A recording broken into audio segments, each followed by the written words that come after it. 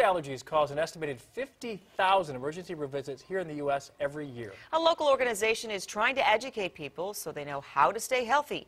Dawn Stevens is live in Minneapolis this morning with the story for us. Good morning, Dawn. Good morning. That's right. Anaphylaxis is a very serious allergic reaction. That's why here at Whole Foods there's an entire kitchen where they're trying to teach people to eat healthy, make sure they're eating the right foods so they don't have those allergic reactions. And today there's a lecture going on taught by Dr. Tim Fargo with Chiropractic Health and Wellness. Thanks for joining us this morning, Doctor. First of all, for folks that don't know, how do you know if you have a food allergy or if your kids might have a food allergy?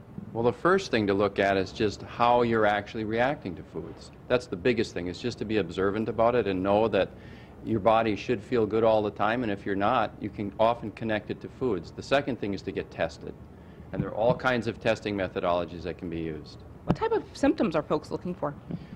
It could range anywhere from a simple thing like a scratchy throat or stuffy nose, watery eyes, to digestive complaints, sometimes joint pain, skin problems. It's a tremendously long list.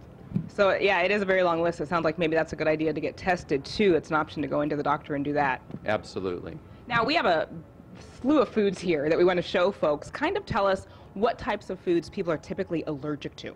Right. Well, the biggest ones that everyone hears about, we talk about tree nuts, we talk about peanuts, those sorts of things, but there are a lot of other foods, and probably the most common ones, it's really four. It's gluten-containing grains like wheat, rye, oats, and barley. Then we have dairy products, the whole range of dairy products, corn, and then soy is also very big. And beyond that, then it's statistically smaller numbers of things.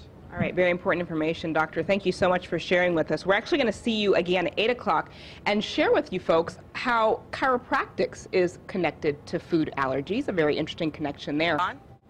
Good morning. That's right. Anaphylaxis is a very serious allergic reaction. That's why Whole Foods is offering educational clinics for folks to learn how to stay healthy, how to make sure that they're not eating those foods that they could have a serious allergic reaction to.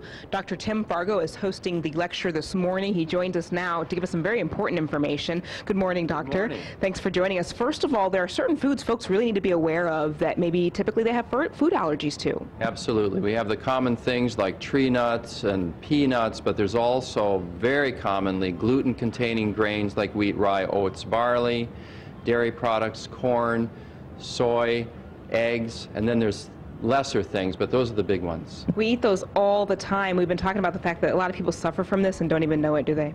Absolutely. That's a big problem because they simply misidentify why they're feeling. They just think they don't feel good, or they're tired, or they have chronic sinus or allergy, sinus problems, things like that, and they just think that that's the way they're made. But no, and it's a very wide range of symptoms as well.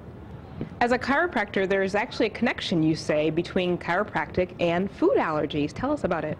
Well, there is absolutely, and the fact is that chiropractic, we work to improve the functioning of the nervous system, which reduces stress on the body and thus allows it to adapt better to all the different problems that a person may be experiencing in life, all the different stimuli that you experience. So it increases your ability to adapt.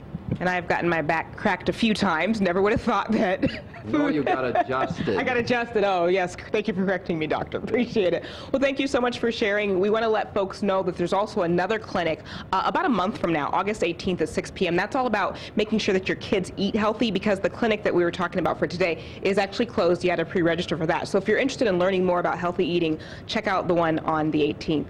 And we'll send it back to you, Tom and Karen. 1,000 people are rushed to the ER every single year, and 150 die because of severe reactions to food allergies. Well, Fox 9's Dawn Stevens shows us what to watch out for and how to find healthy, safe foods for yourself. Doctors are diagnosing patients, telling them to stay away from a handful of foods that make up 90% of food allergies: wheat, milk, eggs, peanuts, tree nuts, fish, shellfish, and soy. Symptoms can start as simple as tingling sensations, itchy skin, and sore throats. Or it could be as severe as you have a life-threatening anaphylactic reaction, which is where the person ends up in the hospital. How many of you are aware of that? Dr. Tim Fargo of Chiropractic Health and Wellness is sharing that people should get tested or go on a gluten-free, dairy-free diet. That there are natural solutions that they can do to help themselves become healthier, because many people suffer with these things and don't know it. Brianna Tivy is a mom keeping a very close eye on her 5-month-old son. Definitely think that we'll be paying attention to what we give him, how he reacts, and trying to get it solved from the beginning so that it's not something that he has to tackle down the road and it's just a way of life for him.